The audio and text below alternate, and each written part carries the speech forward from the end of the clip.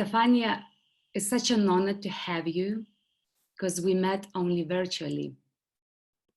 But your time on this conference and stepping in to share your wisdom is truly an act of kindness and a gift to us. So just before we start, I wanted to really thank on behalf of our club and our community and everyone who has joined us tonight. Thank you. Thank you for your gratitude. I'm very excited to be here and to have this platform to share my knowledge with you and to answer any questions after I speak that people may have. Amazing. I think it would be amazing just to start if you could share with us how a business can thrive by focusing on your own well-being. Yeah, so I have been studying energy and well-being and psychology for the last 10 years. And the idea here was to really see how this energy that's within everything can be introduced into the business. And really it's the Chinese, I studied Chinese medicine, and the Chinese always describe energy as being masculine and feminine in the concept of yin and yang, which simply expresses the duality in nature. Yin is the feminine and yang is the masculine, and things in nature occur in balance between the yin and the yang. Now, when we come to business, the qualities of the feminine energy aren't present. They're present in our personal lives as the nurturing, as the love, and the support within our families and our communities. But the place where we spend most of our lives, which is at work, is drowning in masculine energy. And what is really happening in businesses today is a manifestation of the masculine taken too far and the feminine not being acknowledged. And feminine qualities are wrongly considered to be overly sentimental, needy, dependent, unfocused, irrational, weak, and manipulative. But these qualities are not wanted in the business world, so we hold on to the masculine. And, you know, honestly, fair enough. We don't want these dysfunctional feminine qualities in the workplace, but there are functional feminine characteristics such as adaptability, intuition, creativity, nurture, affection, collaboration, empathy, openness, trust, harmony, and most importantly, higher purpose. That's beautiful. And we need to implement these feminine qualities into business. And it's not an idea of let's implement them into business and forget about the masculine. Let's integrate it with the masculine characteristics of logic, reason, focus, structure, discipline, strength, assertiveness. Let's integrate them together so they can work together and we can thrive. And by introducing the feminine qualities, we can also eliminate the toxic masculine qualities, which are causing business to not work effectively and also causing emotional and physical health issues on a massive scale. Yeah. Why we are so afraid to show our emotions, especially in the structured environments such as, you know, corporates and companies. And I find that people, they more open up, you know, if they're one-man business or they do one-on-one session with someone. But when you are at work, do you think it depends on empathetic leaders to provide that space? I think it's about the leader. Because the leader is the one who creates the space. And if we have leaders who are not open to being empathetic and open to sharing, then the team isn't going to do it, that's for sure, because it will be frowned upon. Yeah. So the thing here isn't to tell the whole world that you need to be more empathetic in the workplace. Because if you can want to show all the empathy and care you want at work, but if your boss or if the company culture doesn't support it, it's never going to happen. So here it's really about leaders and business owners and entrepreneurs and managers taking the step as leaders to lead the crowds. Yeah. So I know it was one of the questions when we discussed that. What do you think we should implement in our daily routines in order to be more empathetic, business owners, leaders, entrepreneurs, wives, sisters, like what, because we're so now overrun, I think, even in this pandemics, out of the fear, I feel that people, they put so much pressure on themselves, doing too many online courses now, feeling guilt that they're not doing some sort of workout online. And it's like that never ending guilt. I'm kind of talking more about, I think my circle and community. It's always that guilt that, oh, I need to tune in and do this workout. Even I'm locked down, I feel like there is so much pressure. So what would be your takeaway kind of, maybe tips for our daily routines to manage it better?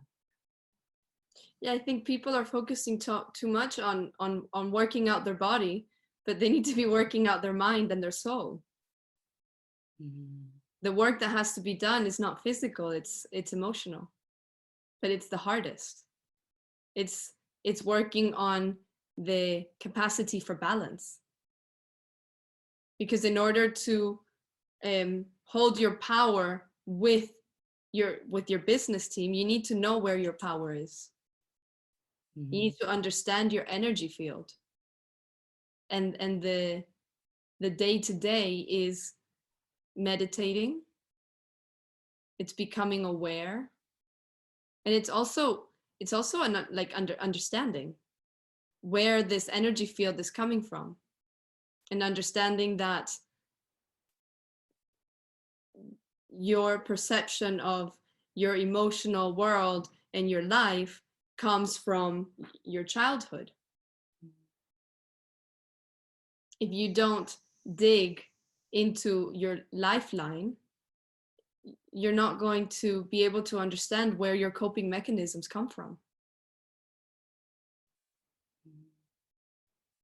So the work here is, one, meditation. When you meditate in the morning, you prepare your brain to be able to observe what happens to you throughout the day. So instead of reacting to things when they happen, you develop that capacity to really be present in the moment and be able to experience a reality objectively. Not just the way you want to see it, but being able to see it the way it's happening. It's a process, isn't it? It's a process, and it's not a button you press, and it's not a pill you take. If we're unbalanced, we need to balance ourselves out, and that's not an overnight thing. And sometimes it's too difficult to do alone, so you seek professional guidance. Yeah. Amazing. But why people are still scared to seek professional guidance? Do you think is because of the social pressure that, oh, maybe something is wrong with me if I seek professional guidance? Because I think mental health is so much important as our physical health is. It goes in correlation. It's like, mind, body, spirit, as cliche as it sounds, but is as true as it is. So why we're still so scared to reach out for help and talking to people about our struggles? I think there's two things, and I think it really varies between gender. I know for men, it's much more stigmatized to go to see a therapist. And it's much more, they don't grow up with the idea that it's okay to share emotionally and that it's okay to show your vulnerabilities, because they grow up with this mindset of having to be emotionless and having to show a strength and hide their emotions. So it's a weakness, so they don't go there. And for women, it's hard as well, because it's also seen like something's wrong with you.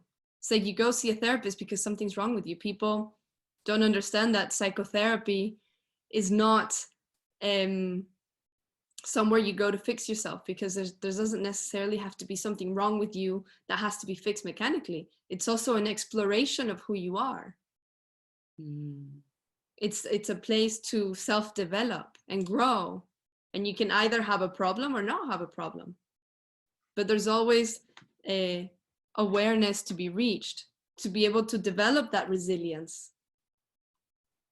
Because when you understand what's happening in your body and you understand what's happening to you emotionally, then you are able to handle your reactions to things that you cannot control in life.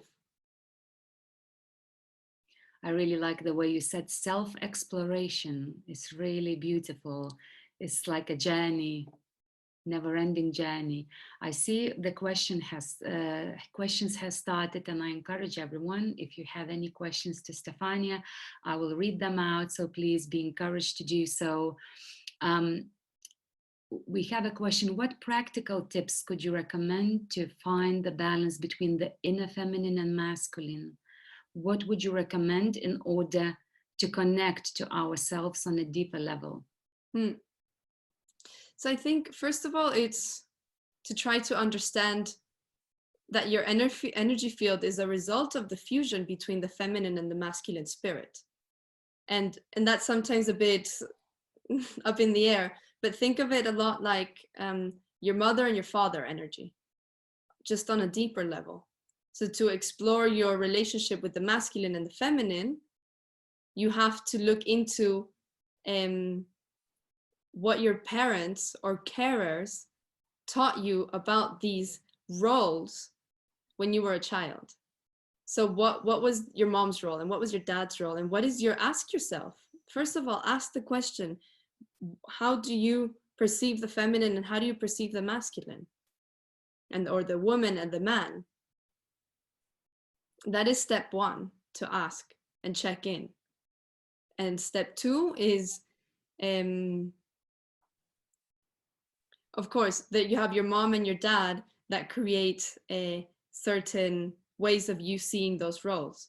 But if you store a negativity towards either parent, this will influence your view and your programming regarding gender and regarding what's good and bad about feminine and masculine. Because if you had a bad relationship with your father and he was very masculine, then you might have a problem with masculine energy. So you need to look into that. You have to, it's also like this negativity that you store towards against your parents, it's all connected to your masculine and feminine. So the influence your parents had on you have an influence on how you integrate feminine and masculine. So what would I recommend to find the balance? To look into your childhood, to look into your relationship with your mom and your dad. And by doing the emotional work necessary and becoming aware of your programming, you can start building a balance between the female and masculine. So if you don't do it, what's the other side? If you say, no, I don't want to, it's too hard, then it remains unbalanced. And that will show in every aspect of your life. Your emotional and well-being, your mental processes, the way you express yourself, the way you communicate yourself, your self-concept, the inner child won't be healed, your ability to trust men, women, and other genders. So it's all connected. Yeah. So am I right in saying that each leader, each business owner, each human, at the end of the day, one day was a child? Yes. So I think when I just kind of you know, it's very nice what you're saying, and very thought-provoking, and especially, I know that you work with entrepreneurs and business owners and kind of C-level executives, and it's amazing to have that capacity that you have to guide people, and I really admire what you do. How you do it? It's hard. Guiding people. Mm. It's 10 years of studying and of life, you know. It's well, it's not 10 years of studying, it's 8 years of studying, but you know, in between, it's having started a business when I was 21 and learning about entrepreneurship, running a real estate company for 3 years, with many adults, but also tons of interns. So I had people coming in and out, and they were all students trying to learn. And to have to motivate 20-year-olds that are going to Barcelona to have fun and to learn is really hard. And you develop a lot of skills. You learn so much.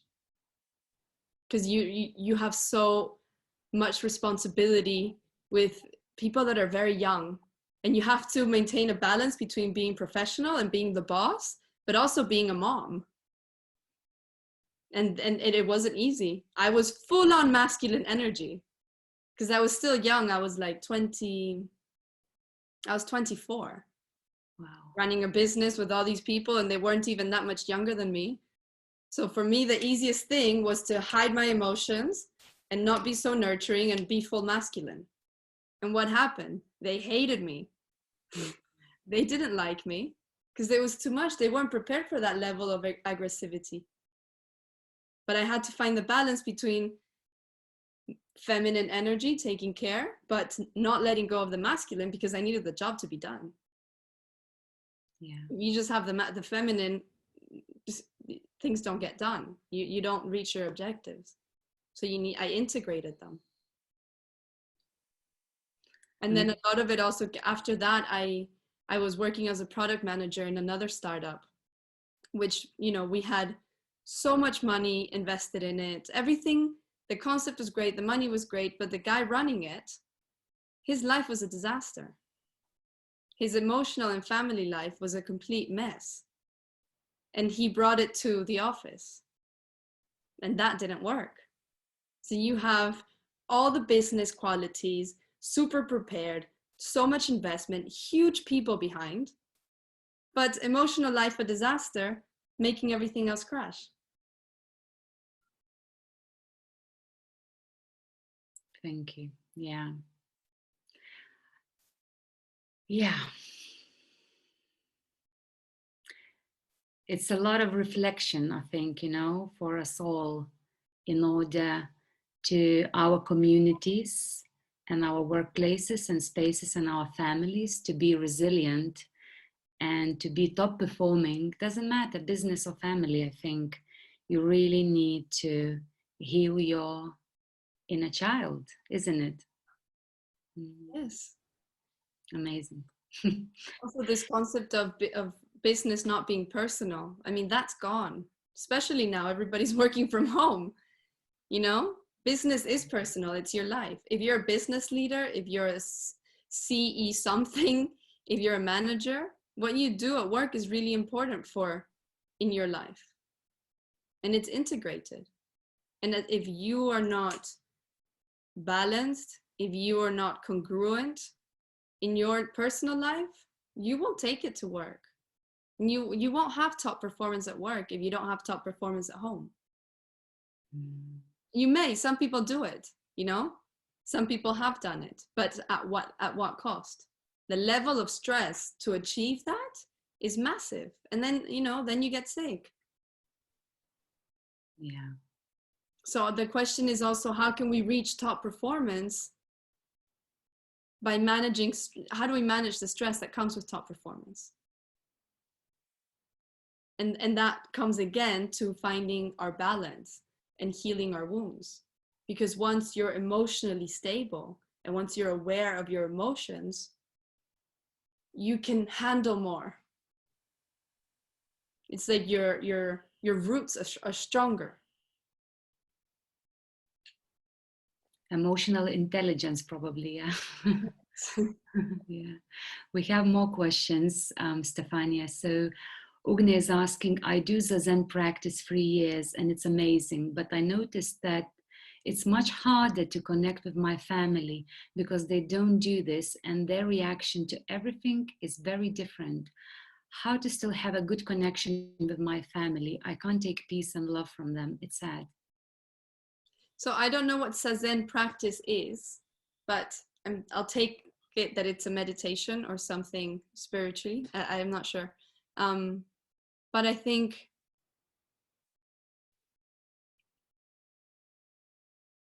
yeah, I mean the what first comes up with me here is that it's all about how you react. It's about your reaction to a situation. If their reaction is different, I'm gonna say, what's your reaction to their reaction? Because they can react whichever way they want, but that's the outside world. What's happening inside your world, Ugne. It's about your reaction to them, and when you change your reaction, they will change theirs. It's related. Yeah. One more question from Osha. I find that this balance is always changing. She's smiling. What has been your biggest transformation or breakthrough moment in your personal journey? Oof. There were many. Let me think. I think my breakthrough moment was when I was working in my last job 2 years ago as a product manager and growth hacker for the startup. So I went from, international real estate company dealing with 25 members of the team and clients all the time. It's basically a 24-hour job. I was always socializing, and I moved on to a job where it was all about algorithms and logic trees, and there was no socializing. It was pure mental work. And for me, is something I knew I could do, but I suddenly realized I was in a tech environment where emotions don't count, where reporting what you've done was the only thing that mattered. There was no relationships. And I really struggled for a year because it wasn't my world at all. And I was there thinking, okay, well, if I succeed in this career, I'm just going to be here for 5-10 years with a lot of money in the bank account, but there's no life. There's no soul. There's no energy. There's nothing here. And at the end of the day, the work, you goes to work. It's 8, 10, 11 hours of your day. That's your life. It's not work. It's life. And for me, it was a breakthrough moment because I decided this is not what I want to do. I'm not helping anyone. There was a purpose of the company, which I agreed to, but it didn't fill me with joy.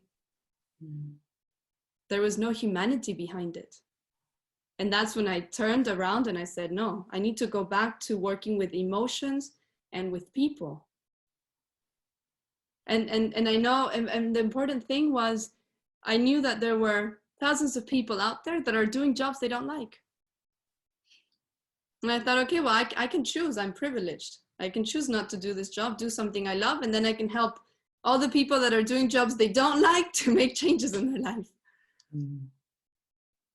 And I was deeply depressed. That year, I went through a really bad depression. So it's not just, oh, I didn't like it. It's like, no, I was severely depressed for many reasons. It triggered so many things from my family and my stepfather and my mom. It was a really bad year for my family. I stopped talking to my stepfather. I stopped talking to my mom. My sisters didn't understand what was going on. My mom, those were dark years for like my family. And that was a breakthrough moment. Now I made a decision and things changed. Amazing. Thank you for sharing. That's truly beautiful, Stefania. Just listening and tuning in into your probably, heart. And I really hear what you're saying. You mentioned techie world, but do you believe that even working in structure and, I don't know, in different sectors, either it's finance or technology, if people do love what they do, but they have really strong company culture and they have values, those kind of structured, logic-based, mathematical kind of based companies, if you merge that structure with a little bit of soul and empathy, it can be a game changer. Would you agree? Yeah, 100%. Yeah. But the key, it doesn't matter what it is. It can be finance, it can be a company that creates boxes. I mean, it doesn't have to be something human, but the point is that there's one purpose in the company. There's a belief in the company, and everybody that's working in that company has that same purpose. And they can work together. I mean, I think the idea here is that, you know, it's like we assume that a company exists to make money. And yes, money is an important result of a company's existence, but what is the real reason for a company existing?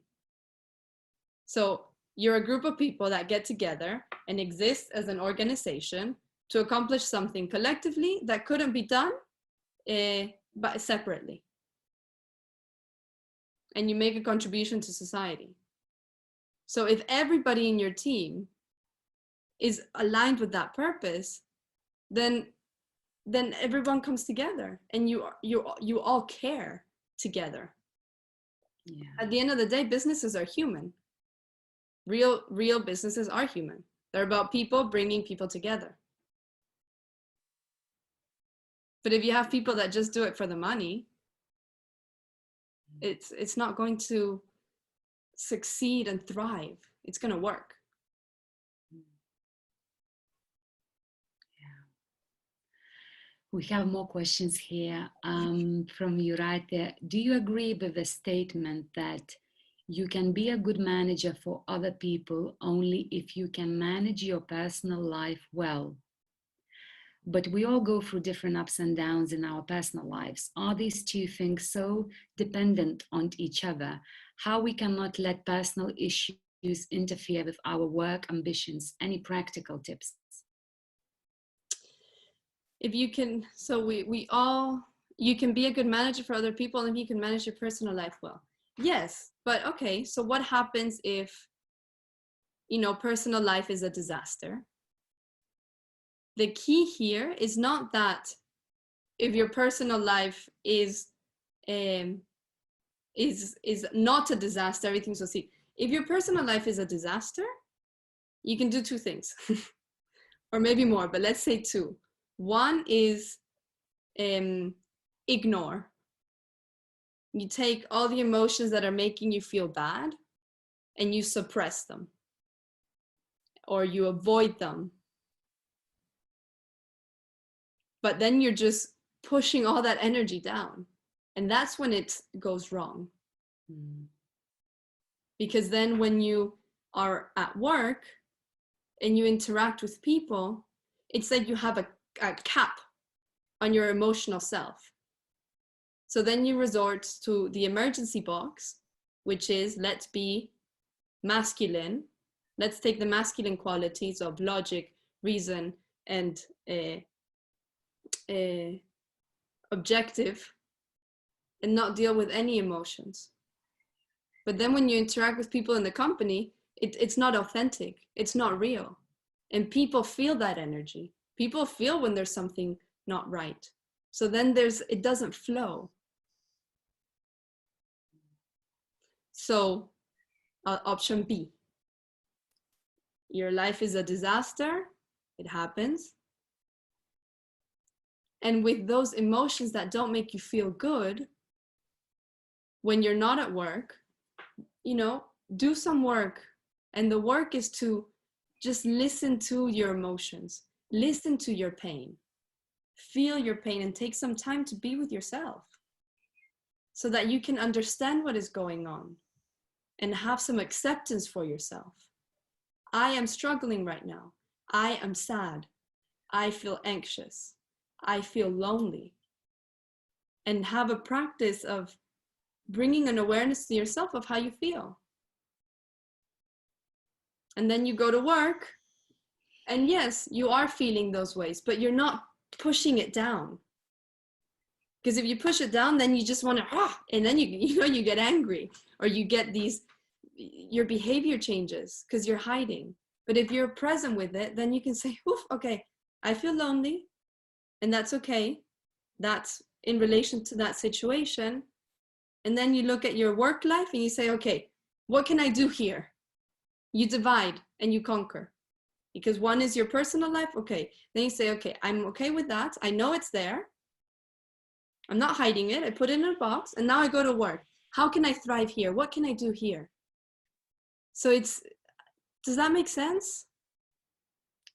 Yeah, I think you put it really, really well. In A's and B's. And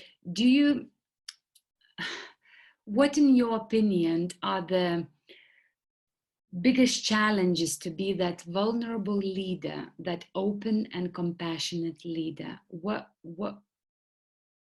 Yeah, because I think for still some people, they're still trying to put that mask on, that I'm strong, I'm resilient, but by saying I'm resilient, that doesn't mean people are resilient, isn't it?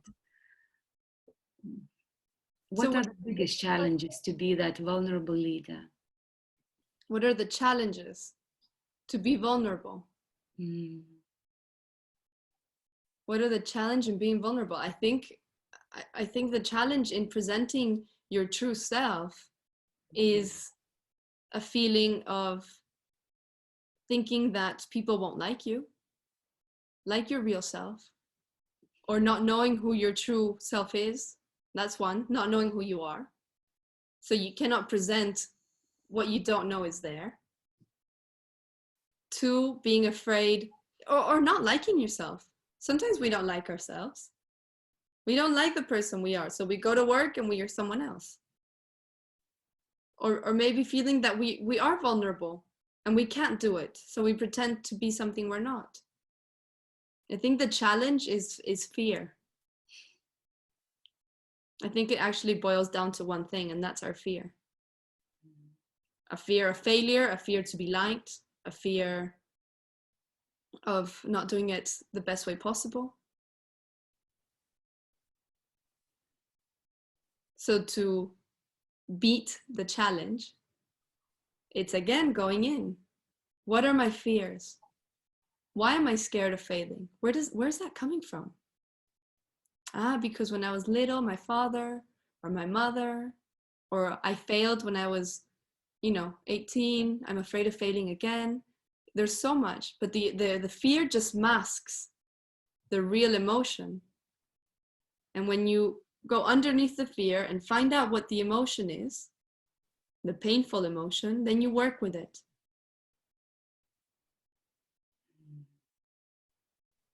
Amazing.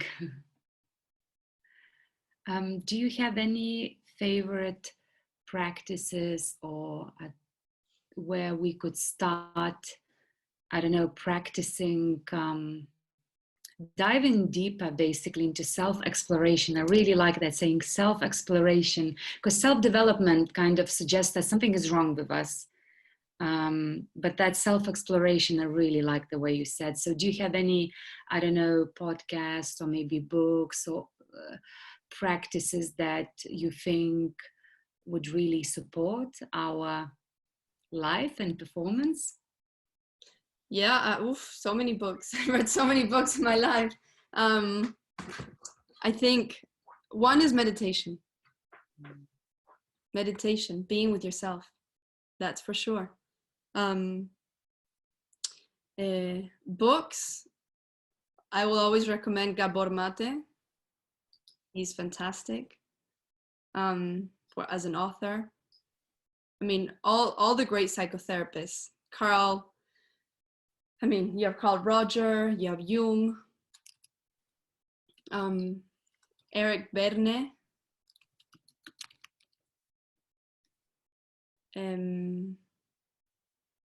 Yalom, Irving Yalom.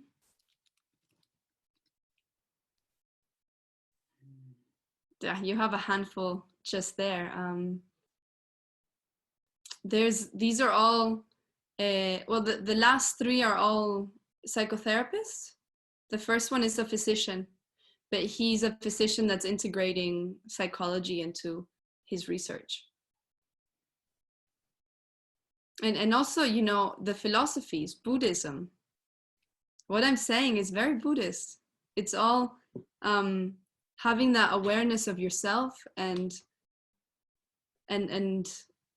becoming hollow, emptying yourself out to be able to allow life to go in and become a vessel.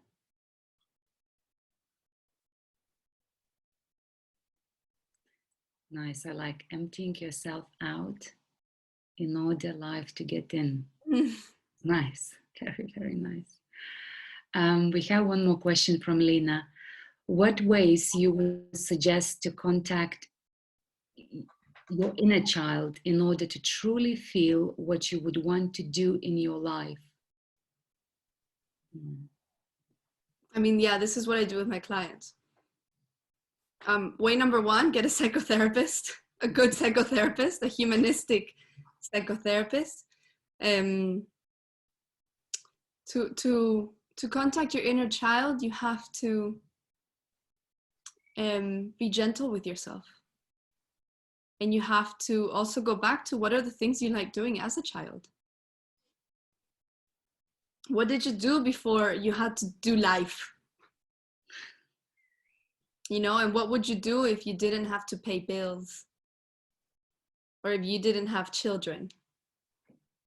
Or if you didn't have to succeed at your job? So if you take the adult responsibility away and you make mom and dad go away, what would be left? So the reason why working with a psychotherapist is so strong is because she or he or they ask you questions and you just respond. And when you don't want to go there, they will ask you the question again and will force you to go deep. I think alone you can go far, and with professional help you can go really deep. But you know, so much of it is subconscious. And you need that person that, like me, I know so much about psychology and psychotherapy and inner child and all this stuff, but I can't do it for myself because I have walls and I have restrictions and I have places I don't want to go because it's painful.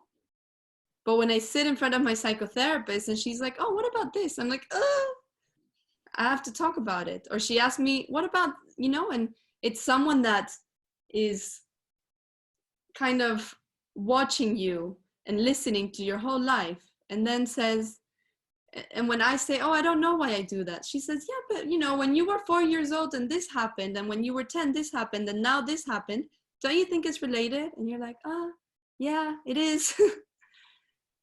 so this is why professional help is good, but alone you can go far. You have to ask yourself the questions, you have to reflect, you have to write.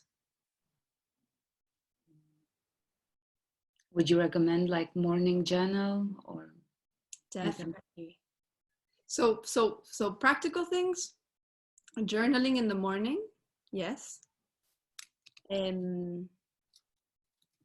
I created resources for my followers to write in their journals. So I sent out a list of questions that people can choose on a daily basis, and they just write it in their journal and they reflect. And it can be like, like how do you respond? How do you behave when someone you love disappoints you?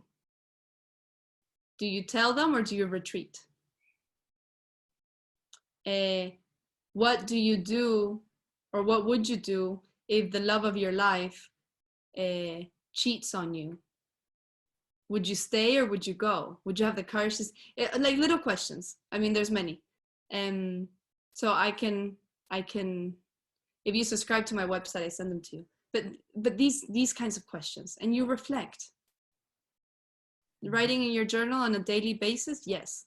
If you don't do it on a daily basis, do it every other day. If you don't, then do it once a week. People are very focused on having a daily routine and all this stuff. I'm not a fan. I like freedom. Because if you tell yourself to do it every day, few people do. So do it when you want to, but maybe just say, okay, once a week, and reflect. Meditation, yes. Even if it's 5 minutes a day. But just these two things are powerful. I agree with you.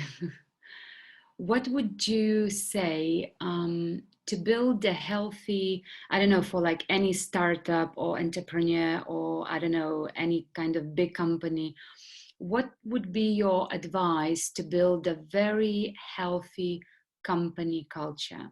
Either people work now remote, how to stay connected with your teams, with your management and vice versa, and even if you have to go back to your workplace, how to be happy, what would be your tips and advice On how to be happy. yeah, in the workplace, and just to really have that connection with and keep it, because I find that a lot of people, they run down themselves. Like you said, throughout our conversation, their personal life really affects. Some people lost their jobs and they have to maybe come back to the work or jobs that they probably don't feel passion, but they have to do in order just, to buy bread and butter probably. But they still, so how to maintain that company culture, that sense of unity and happiness. Okay, so I think the question is how, as a manager, as a business leader, how to maintain the unity when there are people that are doing a job they don't really want to do. Mm-hmm. Yeah, so I think here what's really important is to let the individuals be aware of what, even if they don't like what they're doing, what is the skill they can take from the job they're doing.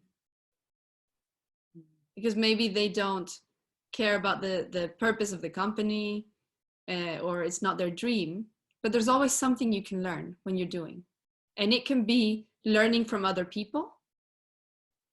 It can be learning how to communicate between other people in a work environment.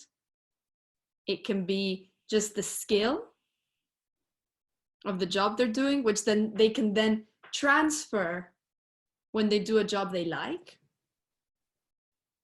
Maybe it's the same job. Maybe they like the act of their job, they like it, but they don't like the working for tech. They wish they were working with children. It's like, okay, but then try to get the most skills working in the tech company. And then when the time is right, you go to do what you want to do, but you have the know-how. So you come out better, even though you don't like doing it. So it's finding the light. Mm. And I think as a business leader, having conversations with the people that work with you.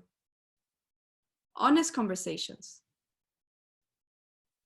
Because as a leader, people don't serve you. You serve the people. And you have to talk to them. You have to ask them. They say, okay, I don't like my job. Okay, but what can I offer you here? And you work with that. And once you know there's a reason to be there, then you have a little bit more joy at work. But you have to think about it. Yeah. You can't just go to work and say, I hate it, because you're going to end up losing. I love what you said about serving your team, because I think sometimes what happens that the leaders, they become dictators and they have expectations that the executors will just execute. So I just love the way you put that. The true leader is there to serve and empower the team. So it's a takeaway, I don't know, personally to me, because I'm a true believer of that. One more question. How do you work with clients? If someone wanted to work with you, do you do one-off sessions or packages? Where are you based? Do you work with clients online or in person? Yeah, so I have different ways to work with me. The main question first is what the client wants to work on. Mm. Do they want to take care of their emotional well-being, or their emotional and physical well-being? And that goes with working with the body, not exercise, but like working with the body through nutrition and Chinese medicine. And you select which one do you want to work on, and then we see if it's emotional only. Then I do session by session. We do twice a week or once a week, depending what the person's availability is and what they can afford. And if it's emotional and physical and nutrition, then I do programs. So I have an 8-week program that is just nutrition, or a 16-week program which is emotion and nutrition. That's the going deep. That's the I call it the metamorphosis, because you're really healing inside on a physical health level and on an emotional level. Mm-hmm. So yeah, programs and session by session. I will ask Justina to share your details if someone would like to get in touch or follow you, and or to get the little questions that you said. If someone subscribes, they can get it. So I know that Justina, I see she's typing, so she will share your website and all the social media handles so people can connect with you. And I still see that we have the last 10 minutes. What do you think is the biggest challenge now for people emotionally? I think it varies so much. People's lives, I mean, there is everything, because there are people that aren't struggling from the crisis, and there are people that are thriving. Mm. So it depends on what a person's situation is, their economic status. If you're wealthy, you're not very much affected by this. Maybe you have a big company and your company is suffering, so you can be, I mean, it really depends on the person. There's too many people in the world to answer this question like this. But I think one general one is anxiety. The anxiety of not knowing where we are going, the anxiety of not knowing what kind of world we are heading into, what kind of economic structure are we going to have? How are we going to socialize? Do I have to wear a mask? Do I not? What's my responsibility as a citizen?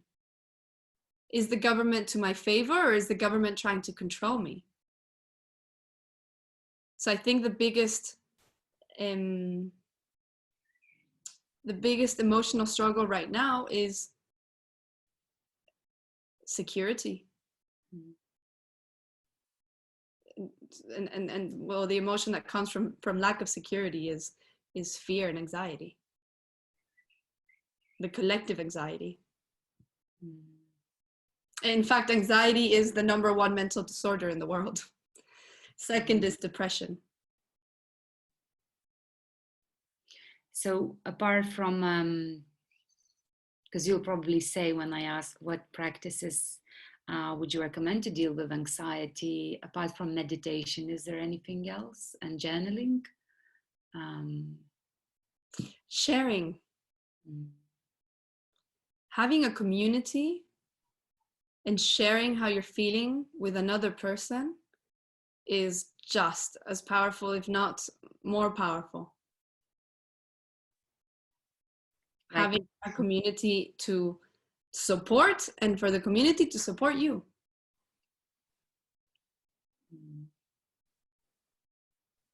And the community, it's not, we are physically isolated, but we're not emotionally isolated.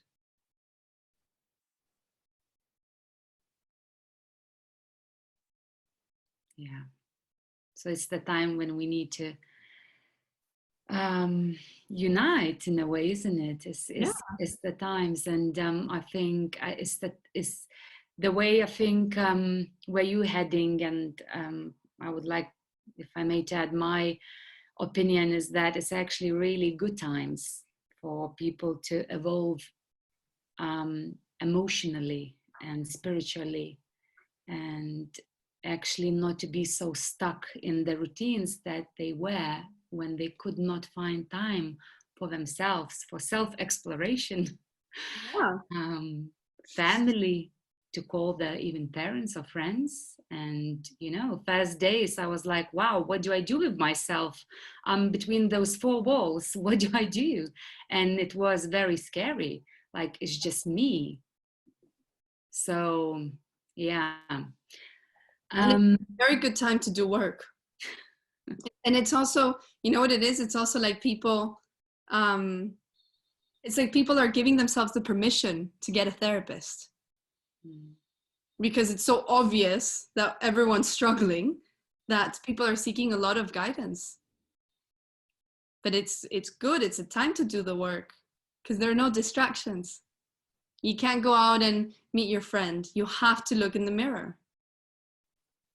It is a beautiful time to do the work if it's brave to do it. But I think everybody should, because you come out of it better than you think you can get. yeah, amazing. Let's see, someone sent privately, how would you recommend to use sharing in the work environment? How to encourage people to share, I believe, emotions? Yeah, so I think, again, one, it comes to the managers and the leaders to have a space where it's allowed to share. Because if your boss, if it's wrongly seen, then no one's going to do it. And then you kind of have your hands tied. So you either leave the job or you do it in your lunch break or after work. So how to share more? It's funny actually, when one person shows their vulnerability to another, the other person shares with them. So I guess I would say being the bigger person and sharing yourself, because once you share, the other person does too, because they feel they have a space of safety. Like you went into the danger zone of showing your vulnerability, so I will do it too. But you can't expect someone else, oh no, I'm waiting for them to share with me, but nobody wants to share. Yeah, okay, but then you share.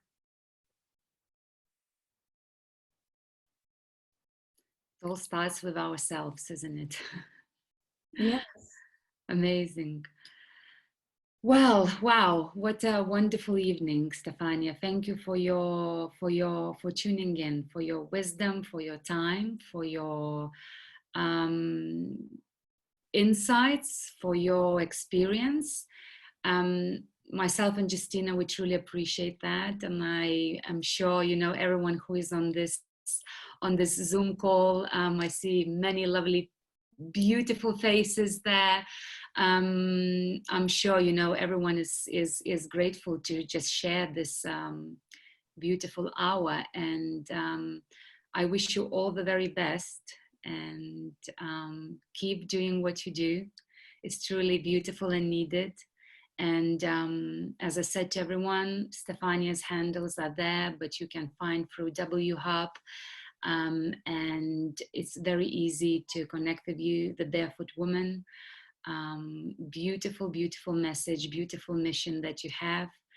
And I'm just going to write my website down, because actually the link in your website wasn't working. I think we corrected it. Did you? Okay, good. Yeah. But you can write. Yeah. Thank you for having me. It's wonderful to have a stage. So thank you for organizing this. And I think what I want to leave clear, which I haven't mentioned at all, is that when I talk about feminine and masculine, it's not about gender. It's not that women need to be CEOs and women will save the world. No. There's a tendency for women to be more feminine and for men to be more masculine, but it's not men and women. It's almost, as women, we need to pave the way for all the other genders who are behaving in a very masculine way. and show what can be done with the feminine, and invite men to be comfortable in releasing their feminine energy, because it's within all genders. So it's all of us working together to bring this feminine into the business world. Yes. And yes, I'm always here to support anybody who needs guidance. So thank you very much. Thank you. Thank you, Stefania. Thank you.